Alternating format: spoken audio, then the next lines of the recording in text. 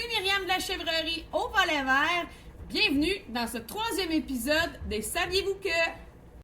Pour aujourd'hui, saviez-vous que la chèvre est un ruminant, puis que les ruminants ont 4 estomacs? Puis les chèvres, les moutons et les vaches en sont. Puis parmi ces 4 estomacs-là, le premier s'appelle le rumen. C'est pour ça qu'on dit que le système de digestion des ruminants est la rumination. Vous voyez Kaki, là, qui a l'air de chiquer de la gomme? Ben, c'est parce qu'elle est en train de ruminer. Donc, le système digestif d'un ruminant, dont les chèvres, ça ressemble à peu près à ça, avec ses 4 estomacs.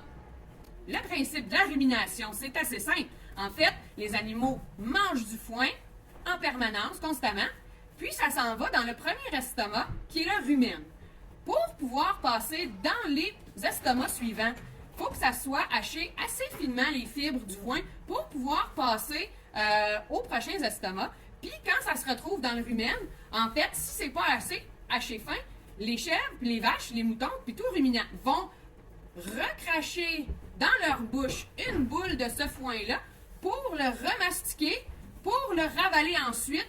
Et une fois que c'est assez petit, ça peut poursuivre son chemin dans les autres estomacs. Ça poursuit un cycle sans fin de nouveaux foins et de foin qui continue son chemin.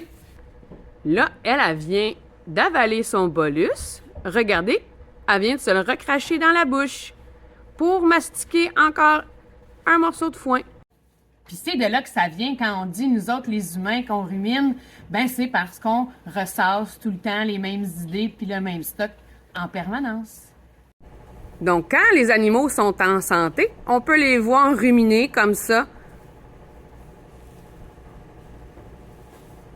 Si on voulait faire des études plus poussées sur la digestion de nos animaux, on pourrait venir calculer combien de mastication ils font avant d'envaler leur bouchée. Donc, on pourrait venir évaluer la qualité de la digestion de nos animaux en calculant comme ça, là, combien de fois elle va mâcher sa boulette avant de la ravaler. Puis c'est ça qu'on aime voir, un animal couché qui rumine, c'est un animal qui est bien. Puis un rumen en bonne santé, c'est un rumen qui a un pH à 7, donc neutre, le plus neutre possible. Puis la qualité, la sorte de foin qu'on donne ainsi que la quantité de moulée qu'on donne peut venir affecter le pH du rumen. Donc, dans l'alimentation des chèvres et des autres animaux, c'est un paramètre super important à regarder, la rumination, pour bien évaluer l'état de santé de nos animaux.